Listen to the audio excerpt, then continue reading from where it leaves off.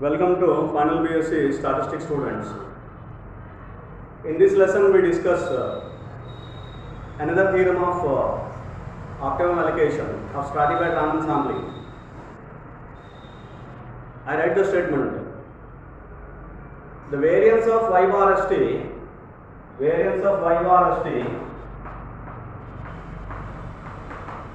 is minimum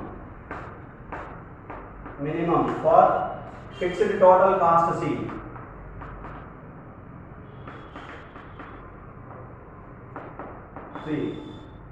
If small ni is proportional to capital Ni Si divided by root Ci. This also can be stated in another fashion, that is for a specified cost function C, variance of the sample mean it is minimum for Ni is proportional to NiSi by if Ni is proportional to NiSi by root Ci. So whatever the cost function of considering a particular cost function C is equal to, I have specified the cost function, I have given the definition of the cost function in the previous lessons. What is the cost function C? It is going to be calculated by summation I is equal to 1 to k Ci Ni plus A. A is the overhead cost, or A plus summation I is equal to 1 to k Ci Ni. Ci is the cost per unit of calculating that, of collecting the data. Cost per unit in the ith stratum of collecting the data. So that is Ci multiplied by Ni. To collect one particular data, the cost involved to collect one particular unit, if it is Ci, for collecting the Ni units, the data from Ni units, it will be Ci into Ni. That is, we know that particular simple logic. Plus the overhead cost A. So that is called cost function C. So with this, subject to the condition that by taking the cost function is this, now we have to prove that the variance of y bar st is minimum for taking this particular cost function if Ni is proportional to NiSi by root Ci. Okay, now we start the proof of the theorem. Variance of y bar st is minimum for the total cost C if Ni is proportional to NiSi divided by root Ci. Right, we prove the theorem. So again we consider, what do you want to minimize the function variance of y bar st? We consider variance of y bar st first. What is variance of y bar st? I consider again the same formula in the previous theorem we have proved. 1 by n square summation I is equal to 1 to k Ni into Ni minus small ni into Si square divided by Ni. Again I consider the formula by dividing the value. 1 by n square summation I is equal to 1 to k Ni. I divide inside the small ni. Capital Ni by small ni. I leave as it is. Minus small ni by small ni. 1 multiplied by Si square. I consider this particular formula for deriving the result, for proving the theorem. Right? So in which now I consider again, I need not explain what is the Lagrange's function and how you are considering that. Now I consider Lagrange's function phi for the variance for minimizing the variance of y bar st, subject to the condition that C is equal to summation I is equal to 1 to k Ci Ni, right, plus A, right, for which I consider Lagrange's function. Lagrange's function. What is the Lagrange's function? Phi. It is variance of y bar st plus lambda is the Lagrange's multiplier I consider, where subject to the condition is C is equivalent to summation I is equal to 1 to k Ci Ni plus A. But I consider minus this A, I take left hand side, so that which implies summation I is equal to 1 to k Ci Ni minus C plus A is equivalent to 0. Okay, I take this particular C, I take this particular C on right hand side, so that minus C plus A is equal to 0. right? So if you consider what you want to take in the Lagrange function lambda, it must be 0. It must be 0. Therefore, I consider this. What I consider? Subject to the condition that the summation I is equal to 1 to k ci ni is equal to c plus c minus a, that is minus c plus a. This is what the Lagrange's function I have considered. Subject to the condition that summation I is equal to 1 to k ci and I is equal to c minus a, that is c is equal to this plus a, in which I have considered this c. I am taking right hand side, so minus c plus a is equal to 0. So this is the subject to the condition I have considered here. So that lambda, Lagrange's multiplier lambda is must be 0. So now we are whatever the variation we are considering in the value of ni and ci. So in which here what I am considering, the minimizing the variance of y bar st has no particular variation. Even though you have considered this particular subject to the condition, it will not be altered. So minimizing the phi itself, it is nothing but minimizing the variance of y bar st. That is the speciality of Lagrange's function, wherein the subject of the condition also to be included in the part of differentiation and also to be considered in the part of function of phi, whereas it has no particular effect on minimizing the variance of y bar st, right? So now I am minimizing variance of y bar st in this particular fashion. I do the differentiation with respect to ni. I do differentiation with respect to ni and equate it to 0, first differentiation, and second differentiation we must have to prove it as greater than 0, because we have to minimize this particular function. Therefore, second differentiation must be proved as greater than 0. Then only we get whatever the value of ni we obtain in this particular equation by differentiating the equation. We get this that provides the minimum value of this particular function, that is the minimum value of variance of y bar st. Do you understand that? If you want to calculate the minimization of the function, Lagrange's function phi, it provides the minimum value of variance of y bar st. How it provides? If you differentiate with respect to ni, it will equal to 0, and then if you calculate the value of ni, you will get the respective value of ni, which provides the minimum value of variance of y bar st by taking the function, by minimizing the function phi, right? So now I write the value here. Where what is variance of y bar st? 1 by n square. I write the second formula I have calculated. Summation I is equal to 1 to k ni into capital Ni divided by small ni minus 1, small ni minus 1 into si square plus lambda into summation I is equal to 1 to k ci ni minus c plus a. That is the function I have considered. Right? Now I start the differentiate with respect to ni. That is, we are minimizing the Lagrange's function for the variations in the ni, okay? So therefore dou phi by dou ni is equivalent to be 0, which implies already I have explained that in doing the differentiation, we are doing the differentiation with respect to ni, that is it depends on I term is available in the summation of I is equal to I.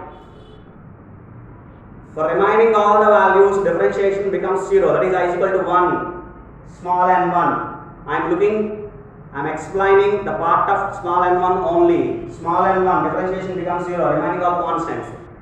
Small n1 is also a constant. n2, small n2, differentiation 0, small n3, differentiation 0, small n9, there is a differentiation. I am doing the differentiation for small n9, that is 1 by n square multiplied by n9, capital Ni, ith term. I am doing the differentiation of ith term. I is equal to, that is in the part of I is equal to 1 to k, I am taking ith term. Ni into ni, small ni, into 1 by ni, that is 1 by x, differentiation, minus 1 by ni square, multiplied by, that is minus 1, differentiation 0, into si square. So differentiation is done for ith term, remaining all terms, differentiation is 0. Now you see differentiation for remaining all the terms, I is equal to 1, 2, 3 and so on. except I, remaining all I plus 1, I plus 2 and so on, k, differentiation becomes 0. Do you understand that? So don't ask that why summation is not there. That is a foolish question. If you ask the question, that you did not understand that differentiation part, right? So only the ith term is going to be differentiated. It is differentiated. Remaining all differentiation becomes 0. So therefore we have calculated the differentiation for this entire summation. I is equal to 1 to k ni into ni by ni minus 1 into si square. Entire differentiation we did, but we get this, and at the end we got this value. That you have to remember. You have to understand. You have to understand very clearly that we have differentiated with respect to I, ni, small ni. That is ith term is going to be differentiated. Remaining all terms differentiation is 0. Differentiation is 0. Right? Similarly, come over here, plus lambda into. Now I write the term here, at least I expand this, C1 N1 I is equal to 1, C2 N2 I is equal to 2 and so on, plus Ci Ni plus and so on, plus Ck Nk. Differentiation for C1 N1, 0, C2 N2, 0, with respect to Ni. Remember, with respect to Ni differentiation we are doing. So Ni, yes, differentiation we have. Ci into Ni differentiation 1, so therefore Ci. Okay, and finished, and so on, Ck Nk, differentiation 0. Do you understand that? Have you understand this? Are you following this? Right? So if you understand the differentiation, the theorem is finished. The theorem is finished. If you understand it. If you understand properly, theorem finished. Right? So you see here, is equivalent to 0. Remaining plus a minus a differentiation 0, a differentiation 0. So differentiation of remaining all the terms becomes 0. Do you understand this? Right. So now you calculate by taking. So this is minus sign multiplied by minus sign. So therefore I am taking one particular term right hand side so that both are the plus terms. So ni square, si square, and divided by capital N square, small ni square, plus is equivalent to be lambda into ci. Is equivalent to be lambda into ci. Finish. Ni into ni square, si square, small ni square, capital N square, lambda ci, lambda into ci. Okay. So minus becomes cancelled. I have taken this particular term to the right hand side. So that this, right. So therefore this is the value here. Now we have to observe and calculate the value of ni, small ni, which enough to prove the theorem, right? So I consider lambda ci left hand side, ni square right hand side. Therefore ni square is equal to capital Ni square, si square divided by capital N square into lambda into ci.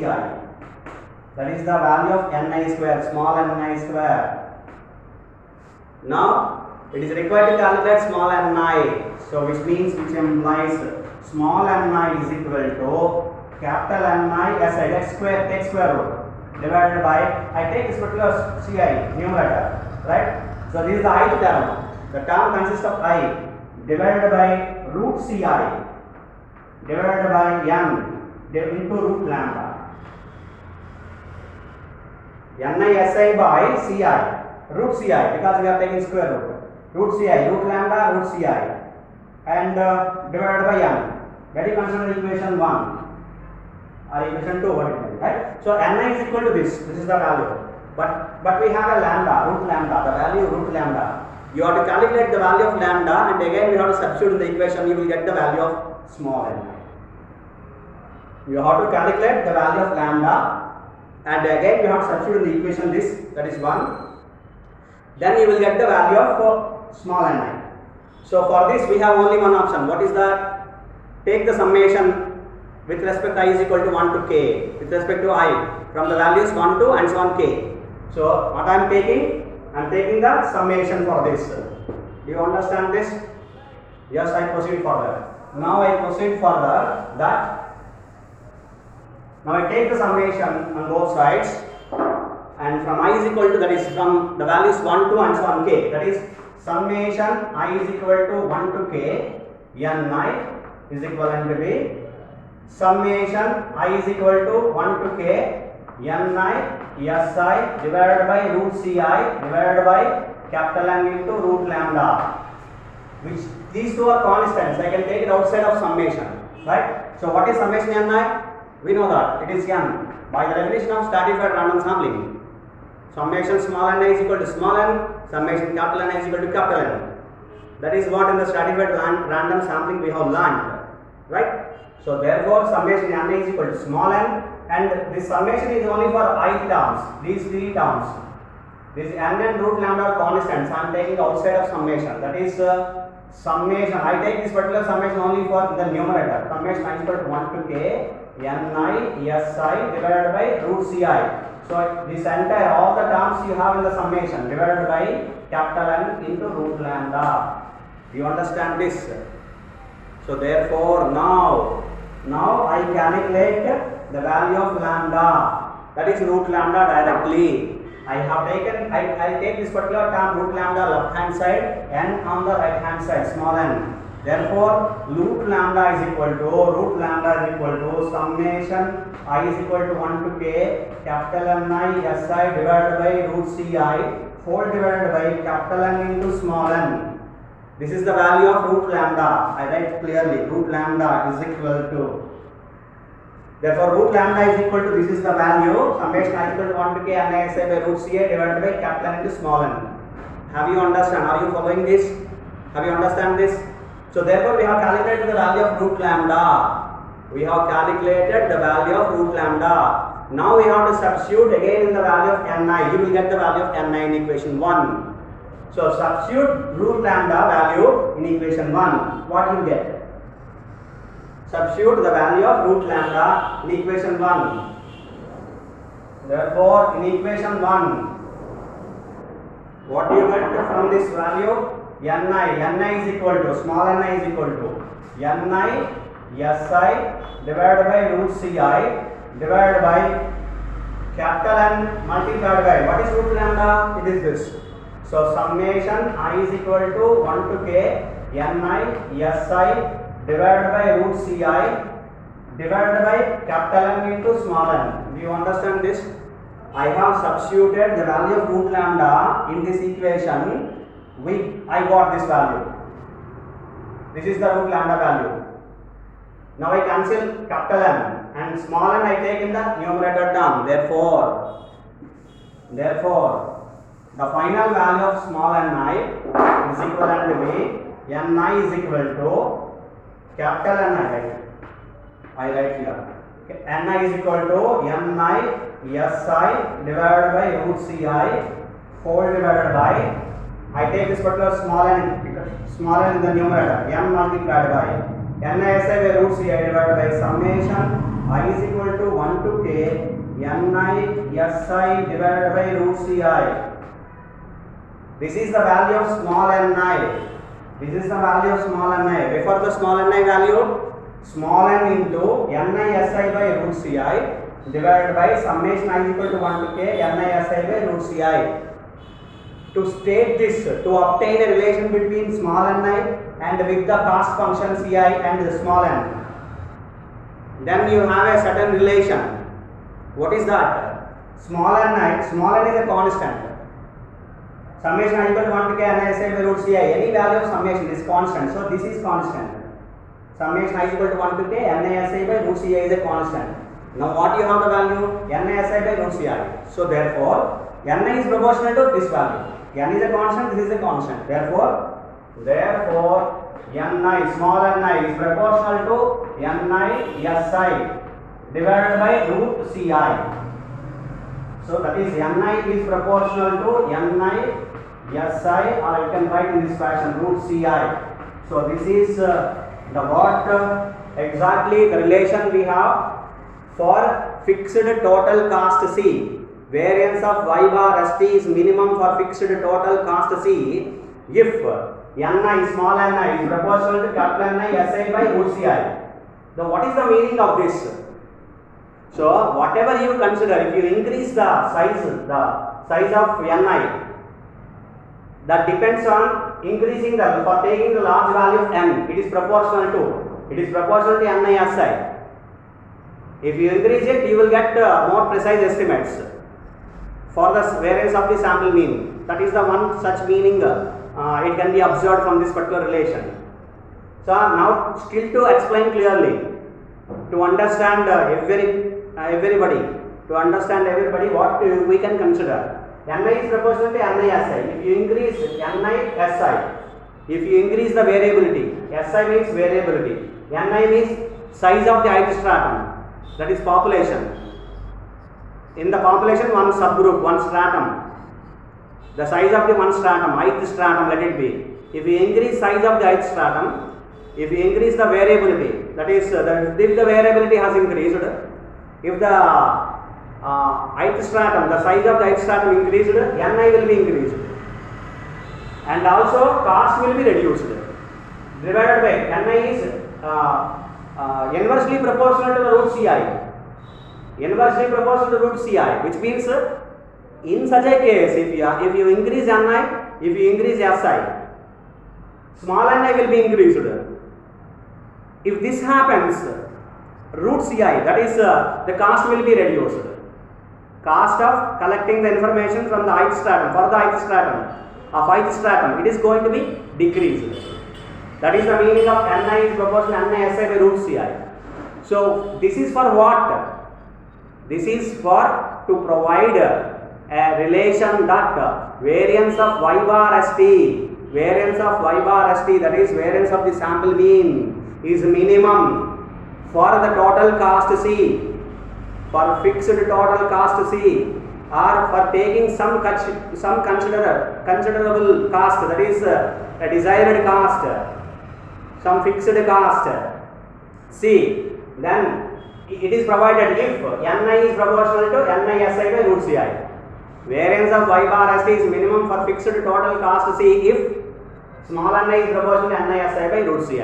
Do you understand this result? Are you able to follow this? Have you understand this? Right. So this is what the second theorem of optimum allocation. This is one of the another important theorem of the optimum allocation.